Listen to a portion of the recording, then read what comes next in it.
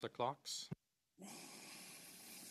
Mr. Clark, I've listened very carefully to your testimony over the last approximately hour and a half. You've stated on numerous occasions repeatedly that you simply had no involvement in the real estate process. But sorry, Mr. Clark, again, I've got proof. I've got more emails. I'm referring now to an email that was sent to both you and your spouse on July the 17th, 2024, requesting permission to visit your official residence with the contracted appraiser. Please advise if time works with you. Your wife responded the same date and said, yes, thanks.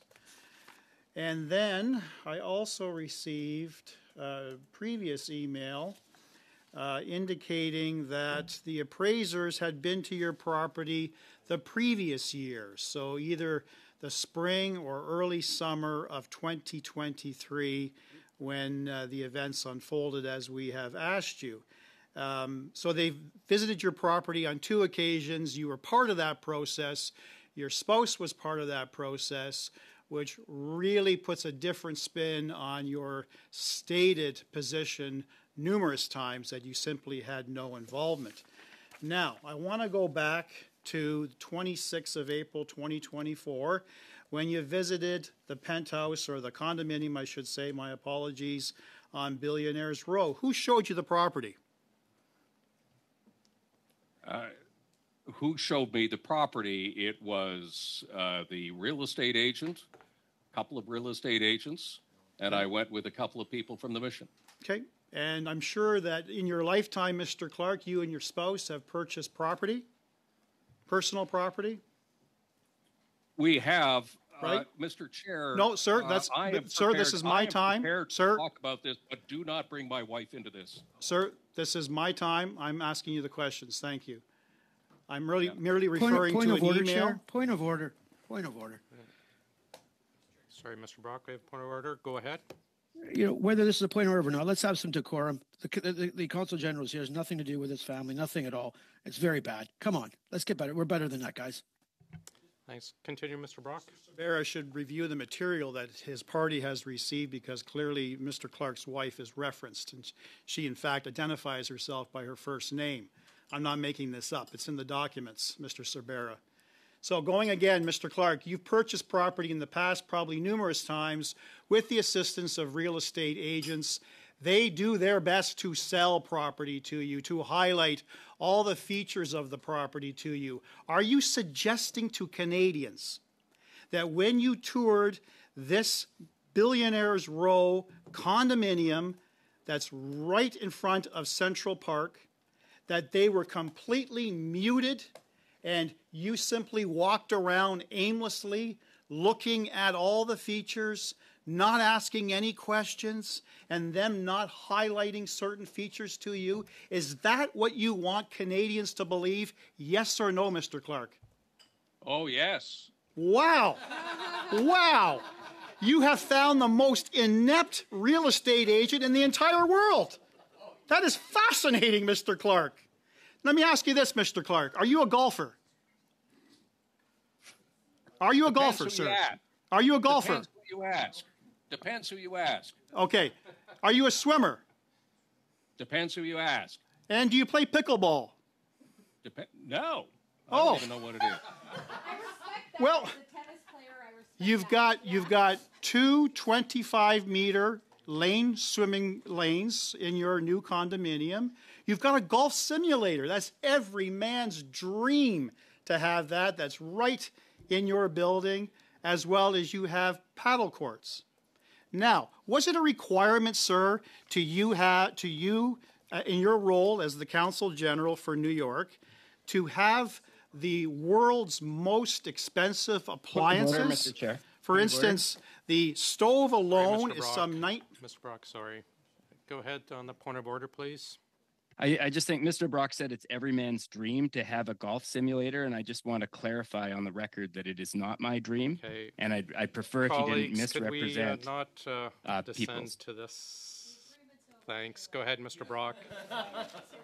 So, Mr. Clark, is it a requirement of your position to have a $19,000 oven, a $13,000 refrigerator, a $4,600 coffee maker, an $11,000 freezer? Is that a requirement of your position, sir, or did you ask for that? Nope. Enjoy it. Thanks, Mr. Brock. We will now go to Mr. Jouari. Go ahead, please, for 5. Thank you, Mr. Chair. Thank you, Mr. Clark. Thank you for keeping your composure. Thank you. I noticed at times you went red and you took your glasses off and you kind of, shook your head. And I just wanted to also apologize on behalf of our side. We respect the work that you're doing. We respect the person who you are. And we thank you for coming here and for answering the questions. The name calling is not something that we support. And the point of view of the colleague across the aisle is not something that we share. Having said that, in your comments, you talked about the fact that we should not look at trade with Canada only or trade with the U.S., and we should look at trade with the North American bloc.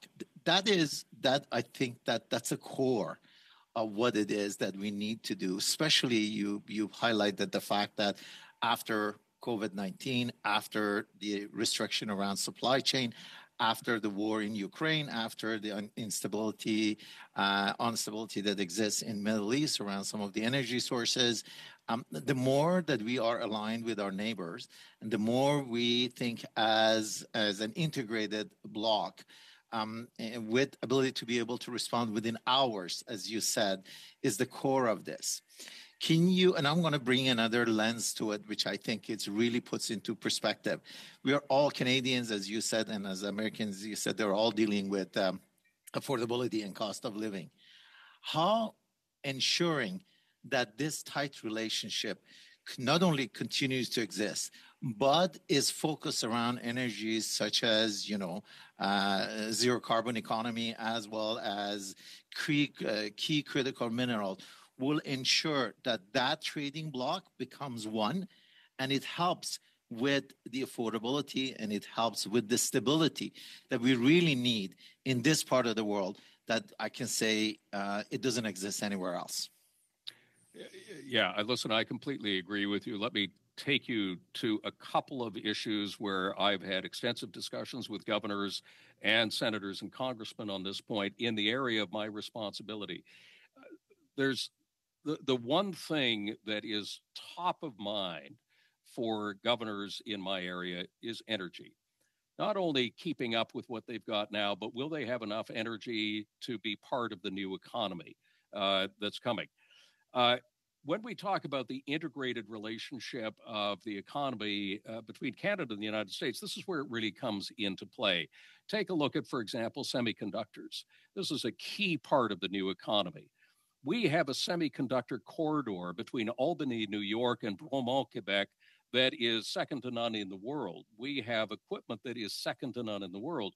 We do packaging and research in Bromont, Quebec.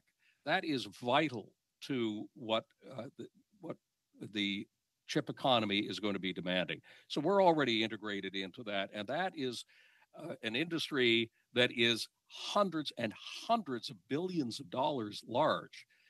If we missed out on an opportunity to be part of that, then it would be a disaster for our country. I can happily say that we are fully engaged in that, fully engaged in being part of that supply chain, and fully engaged in creating opportunities, not only for Canadian workers, but for Canadian academics and inventors and people who are going to be necessary to what we want to do.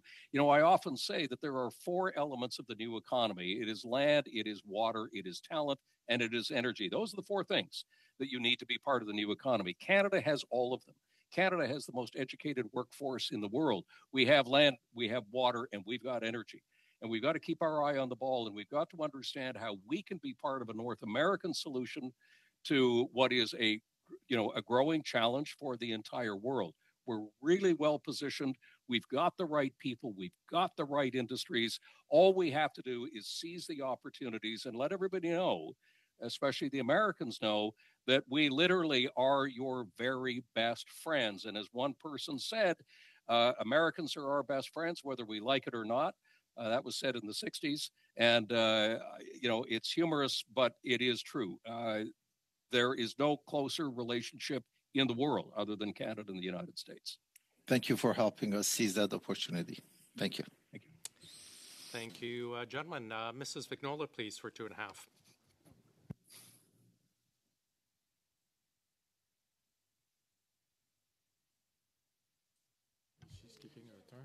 Mrs. Vignola, you're up for 2.5. Ah, merci. La traduction s'est pas rendue. Je suis vraiment désolée. Thank you. Mr. Clark,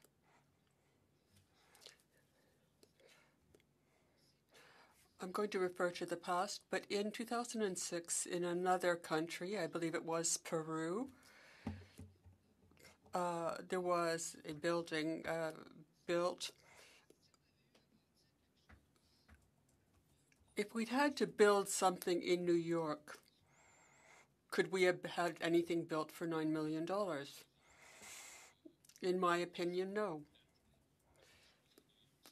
Building something in New York City is just about impossible. But $9 million, it would not be enough.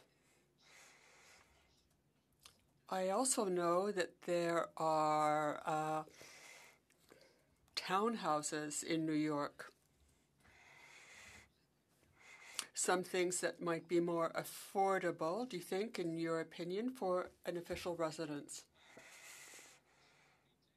Well, there are issues of security. I'm not going to discuss these things in public, but what we're doing is necessary.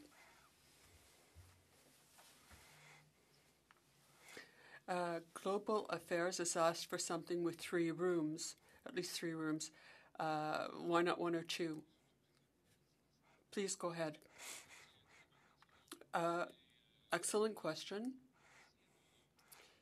Here in New York, for all Canadians who work here at our mission in New York, the model we work with is that for families, it's always 3 bedrooms. That's necessary. And for families with children, sometimes it's more. It might be 4 rooms, 4 bedrooms. So it's difficult to find something in New York where there's 1 or 2 bedrooms, as well as rooms that are big enough to do your business. So what would you need, for example, if you were talking about Montreal? I have no idea.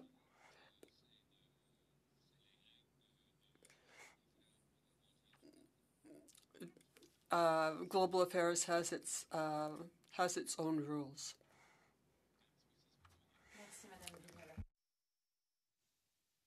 Thank you, Mr. Chair.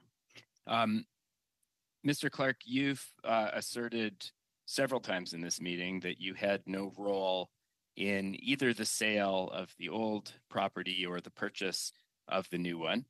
I'm a little bit confused by the fact that you toured the new apartment after the offer had been made, before the deal had closed. Was that the first time that you became aware of the sale and purchase process by Global Affairs? As head of mission, I was aware that there was a process underway, but I was not part of that process. Nobody came in and talked to me about what they were looking at or the type of money they were talking about. The only thing I ever knew at the, when I got toured, I'm curious. I wanted to see what it was that they were looking at, having made the offer to it. But fair enough. Fair enough. you know, I was getting what I was trying to get at was whether you were apprised that there was a process taking place, and you've answered that yes, you were aware that there was a process. So when the appraiser showed up at the old residence and your wife gave them access, it wasn't a surprise to her. It wasn't a surprise to you to find out that this had happened. When were you first apprised at Global Affairs' intention to sell the old property and purchase a new property? It would have been, and allow me to look at my notes, it would have been April 12th when they had put that conditional offer on. I want to make it very clear, and you're quite right. As head of mission, I was aware that there was a process going on. I was not part of that process, but I knew it was going on. I had no idea of timing or what they were looking at or anything. The only thing I knew about the process at the end was that this was going to return $7 million or more to Canadian taxpayers, which is why I thought it was a good idea. So you were first apprised of this process April 12th, which coincided with the date the offer was made on the new property? Yeah, I believe so, but it was simply that at that point, somebody, I believe, had told me that they had put an offer in on this particular property. Okay, and that notification was made to you verbally. There's no documentation in which Global Affairs reaches out to you and says, by the way, we've put an offer on this property? No. Thanks very much. We have Thank you, Mr. Chair.